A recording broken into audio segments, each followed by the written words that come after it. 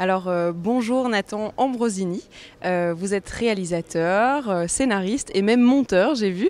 Vous êtes ici pour présenter votre premier film qui s'appelle Les drapeaux de papier et qui est d'ailleurs en compétition ici au FIF pour la première œuvre de fiction.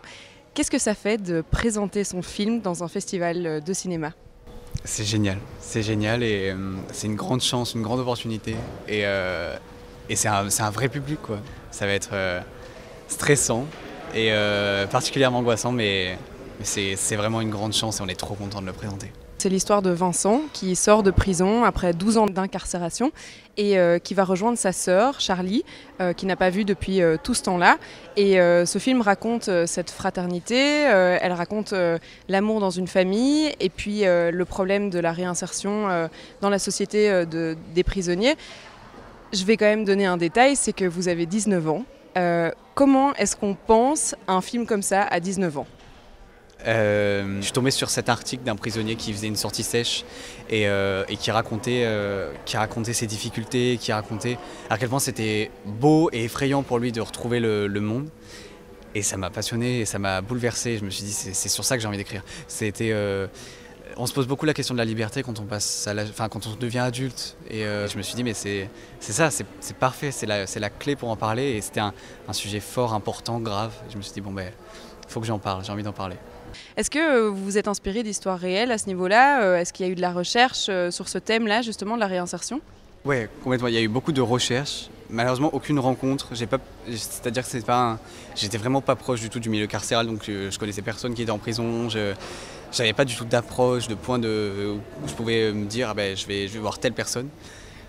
C'est pas du tout un film social pur et dur dans le sens où justement il y a assez de prise de liberté, donc je me suis dit c'est aussi le personnage que j'ai envie de raconter et ça allait dans le sens de ce que je voyais des témoignages. Mais il y a des scènes dans le film, la scène avec la psy, c'est le premier interview que j'ai lu, c'est tout ce qu'il dit, c'est dans l'interview. C'est vraiment un hommage à ce prisonnier-là qui m'a beaucoup touché. Et la prison ? C'est long. 12 ans, c'est long. Vous aviez des troubles du comportement ? Je casse tout quand je m'énerve. Justement, c'est un sujet fort, effectivement, grave. Il y a un jeu d'acteur qui est assez incroyable dans ce film. Il y a des non-dits, il y a énormément de choses qui dans le film ne sont pas dites, mais qui sont pourtant écrites et qui sont montrées. Est-ce que justement c'était le but de ne pas tout dire, de ne pas tout dévoiler ? Ouais, complètement. J'adore les silences, moi au cinéma, c'est quelque chose que j'adore. Les films où les gens se regardent et n'arrivent pas à se parler parce qu'ils ont envie de se dire plein de choses et ils n'y arrivent pas, donc c'est quelque chose que j'aime beaucoup, que j'admire dans le cinéma. Et du coup je voulais absolument essayer de faire ça dans le film, je voulais absolument essayer de retranscrire ce genre d'émotion. Et il se trouve que Noémie et Guillaume adorent enlever du texte et adorent...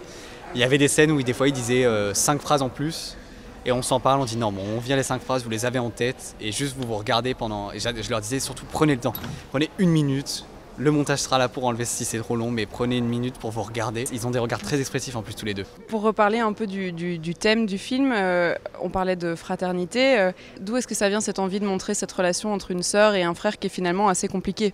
J'avais vraiment envie de parler de la fraternité. C'est quelque chose que je connaissais. Je connaissais pas les prisonniers qui sortaient de prison, mais je connaissais ce que c'était d'avoir une sœur, d'avoir ce rapport-là de qui pète tout le temps en fait, on s'adore et puis à un petit truc on va se disputer et c'est un amour vraiment très très puissant entre un frère et une sœur. Et du coup je me suis dit ça va être génial d'en parler.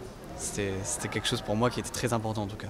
Est-ce qu'en écrivant cette histoire, vous avez pensé à ces acteurs-là ou est-ce qu'ils sont arrivés sur votre route après ? Comment ça s'est passé en fait ? Alors ça a été 2 histoires assez différentes, c'est-à-dire que Noémie, je la connaissais. J'avais écrit un précédent film pour elle, parce que je l'adore et que je voulais vraiment que ce soit elle qui joue le film.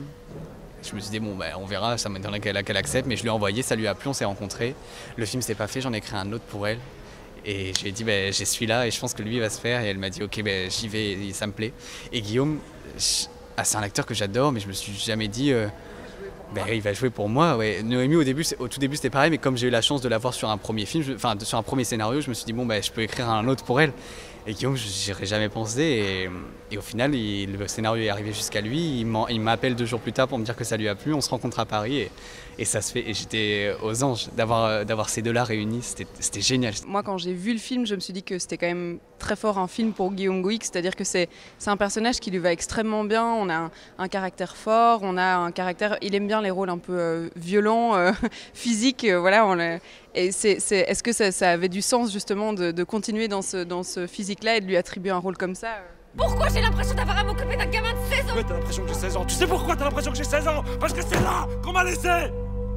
Effectivement, il a un visage tellement à lui, une carrure à lui, un truc. C'est vraiment une boule d'énergie, de force, il dégage quelque chose une infinie tendresse et en même temps une violence qui est là, qui n'est pas du tout négative, au contraire. Je vais avoir une violence d'acteur qui est incroyable. Et du coup, je me suis dit, mais il faut, en fait, le rôle va vraiment lui aller parce qu'il a cette dualité-là. On a envie de le prendre dans ses bras tellement il a l'air gentil et aimant et plein de sentiments. Et en même temps, il ne faut pas qu'il s'énerve contre nous. Ouais. Je parle en tant qu'acteur, évidemment.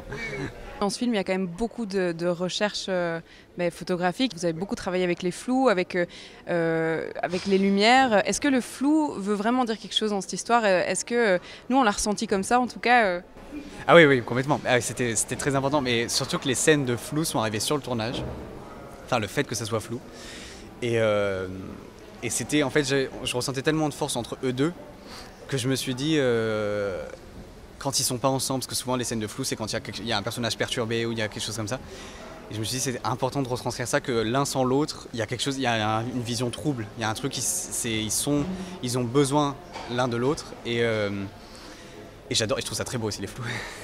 C'était aussi une envie esthétique, je trouve ça vraiment beau. Et j'aime ça, ce que ça renvoie, on voit sans voir. Et donc c'est très important pour moi. Là, vous faites votre premier pas vraiment dans ce monde de cinéma. Comment est-ce que les gens vous perçoivent à 19 ans? Je sais pas. Je sais pas, mais souvent ça se passe bien quand on fait des rencontres. C'est-à-dire que les gens souvent ils veulent me mettre en garde.